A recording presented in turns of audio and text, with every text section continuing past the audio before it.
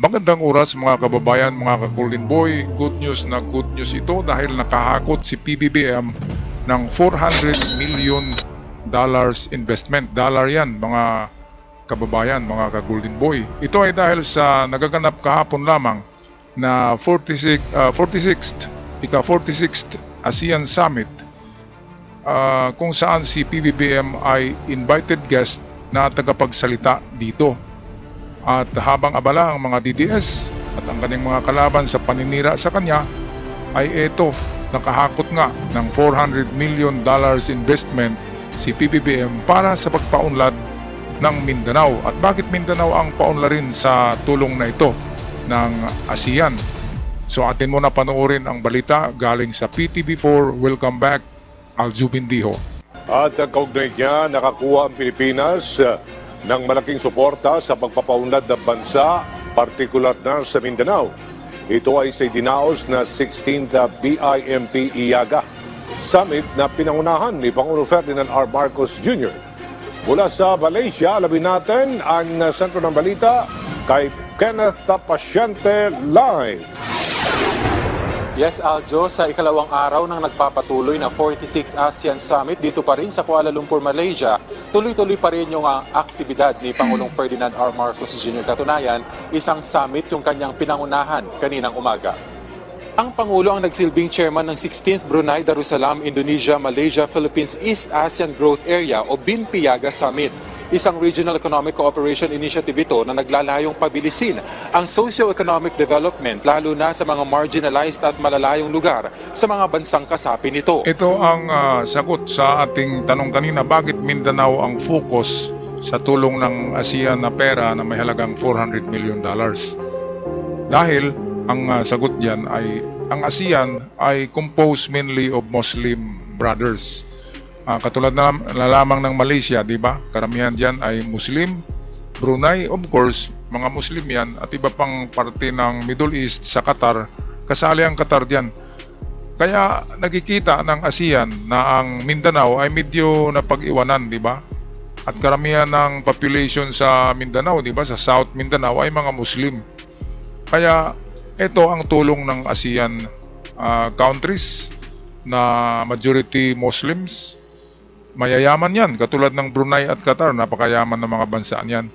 Kaya $400 million na ibalik, nahakot ni PBBM dahil sa ano na ito, dahil sa ASEAN Summit na ito ay hindi yun investment, parang tulong talaga yun bigay ng ASEAN para sa mga marginalized population, lalo na sa mga kapatid natin na Muslim.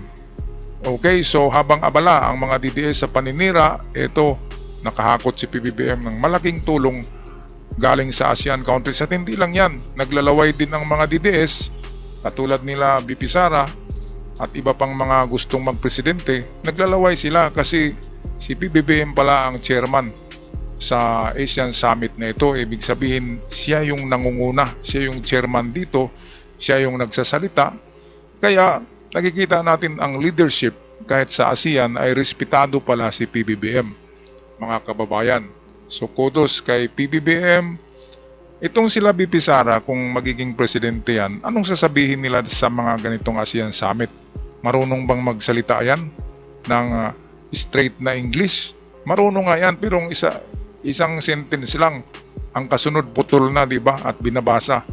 Pero si PBBM dito makikita natin diretsong-diretso magsalita. Parang memorize niya yung kanyang speech. Di ba? Hindi yan nagbabasa.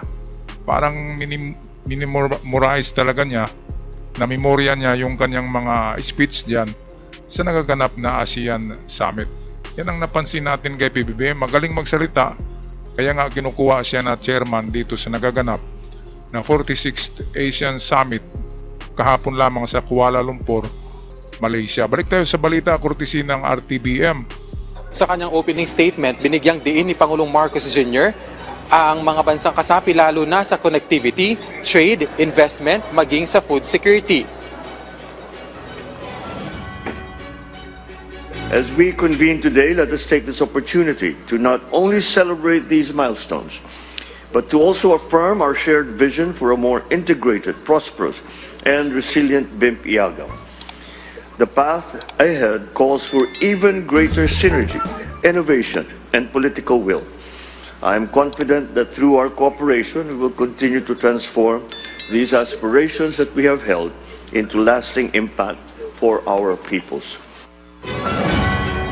Kasama ng Pangulo sa summit, sina Foreign Affairs Secretary Enrique Manalo, Communications Secretary J. Ruiz at Mindanao Development Authority Tereso Magno. Para sa Minda, malaking bagay ang BIMP-IAGA lalo na sa pag-unlad ng Mindanao. Katunayan, ibinahagi ng ADB na magbibigay ito ng loan sa Pilipinas na nagkakahalaga ng $400 million. Suporta raw ito sa marine ecosystem at blue economy ng bansa na nakapaloob sa National Adaptation Plan ng Pilipinas. The value that the President and this administration gives to the development of Mindanao, to the development of underdeveloped and remote areas in the country.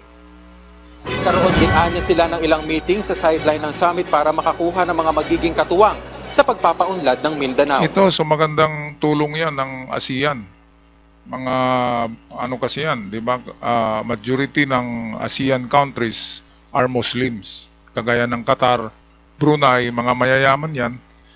Yung loan naman na yan ay loan pala ito, hindi talaga bigay. Pero sa palagay ko ay kunti lang ang interest nito kasi tulong nga yan. Yan ay tulong para sa South Mindanao na kung saan ay underdeveloped. Di ba? Yung mga school doon nasa bundok eh.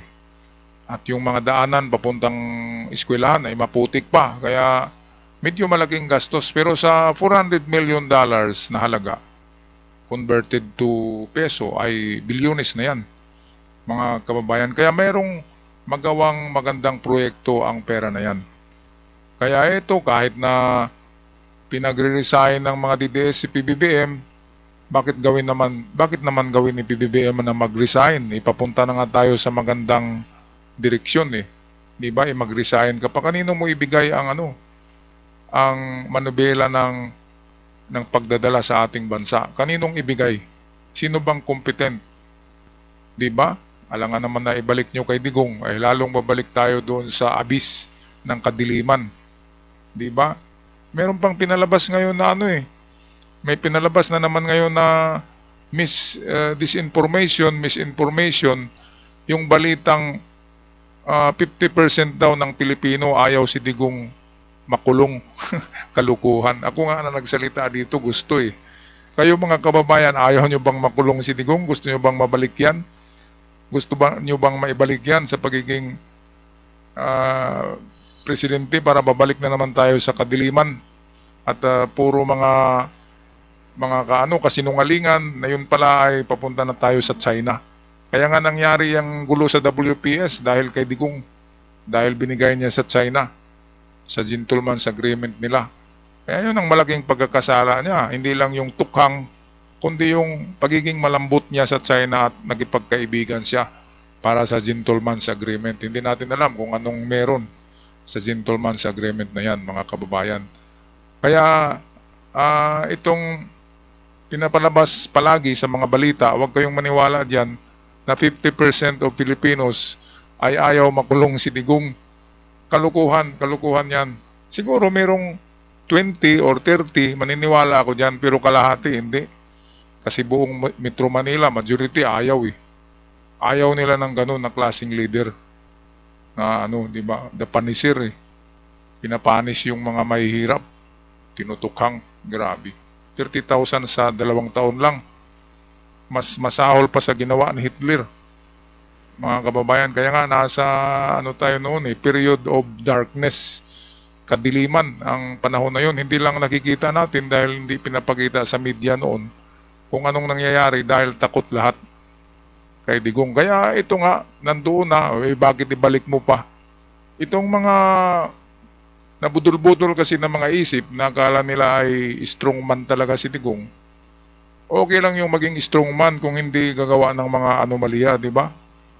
Hindi lalabag sa batas. Okay lang yun, hindi lalabag sa human rights. Maganda ang strongman. Ang tunay na strongman ay yung ama ni PBBM, si Apo Lakay. Yun ang tunay na strongman. Meron bang pinapatay si PBBM na marami? Di ba? Meron namang casualties noon sa martial law, pero hindi yun mass murder, hindi yun crime for humanities. Yun ay dahil sa mga abusadong membro ng kapulisan during the martial law.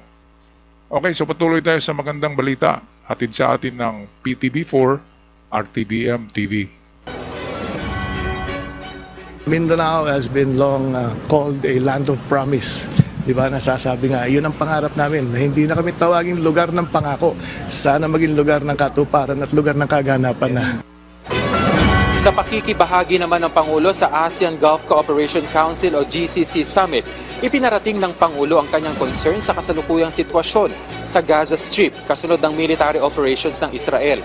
Kaya hinimok niya ang mga bahagi ng sitwasyong ito na sumunod sa international law para maprotektahan ang mga kababaihan, lalo na ang mga kabataan. Nabanggit din ng Pangulo ang freedom of navigation sa karagatan. The South China Sea and the Eurasian Sea cover vital sea lanes that serve as lifelines to regional and international commerce in both our regions.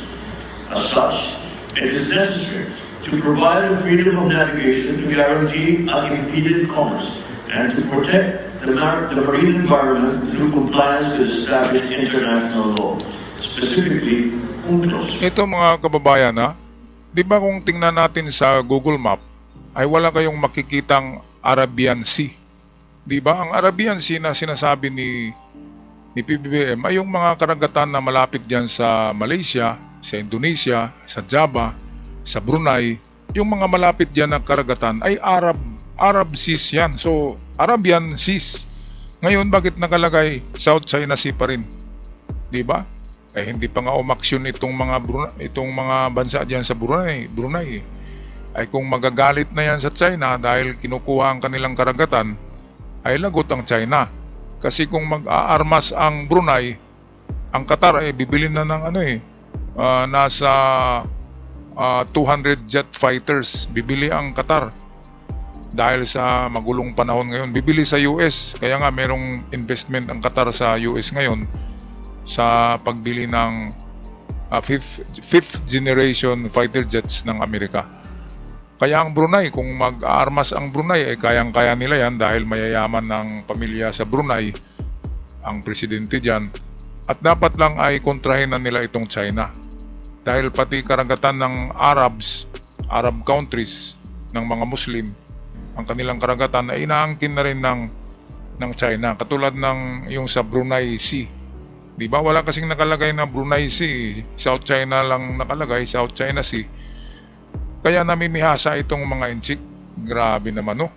Dapat magkaisa talaga ang ASEAN countries at kontrahin itong pag-angkin ng China ng lahat ng isla, lahat ng karagatan sa South China Sea at nawawala na yung freedom of navigation. Yung pagdaan ng mga barko dyan ay bawal na. Meron ka ng permisyon na kukunin sa China kapag dadaan dyan ang mga international vessels. Kapag binigay ng Pilipinas yan, yung portion dyan sa WPS, wala nang madaanan ang mga barko na merchant ships na galing sa iba't ibang bansa. At kung dadaan man sila dyan, meron na toll fee. Meron ng bayad. Kung highway pa yan, ay toll fee. Saan sila magbayad? Sa China. Sa China ba yan? Hindi. Diba? Kaya dapat merong parang right of way. Kung sa lupa pa yan, merong right of way. Sa karagatan ay right of passage. Ang lugar dyan, ang karagatan dyan sa South China Sea. At hindi dapat angkinin ng China ng buo. Kaya ang Pilipinas dito ang naging hero. Ang Pilipinas ang underdog na nagipagbakbakan sa China. Pero yung Brunei, yung Malaysia, Indonesia, nakatingin lamang sila, hindi sila tumulong, di ba? Sa Pilipinas, tanging Amerika lamang ang nagsasabi talaga na tutulong sila. Pero kapag umatras ang China dito, lahat makikinabang. Ang Arab countries, Indonesia, Malaysia, pati na yung Singapore, di ba? Ay makikinabang sila sa right of passage diyan sa karagatan sa WPS. So yan ang katotohanan. Ngayon ay ang mga taga Mindanao ay maligaya dito dahil sa granted loan.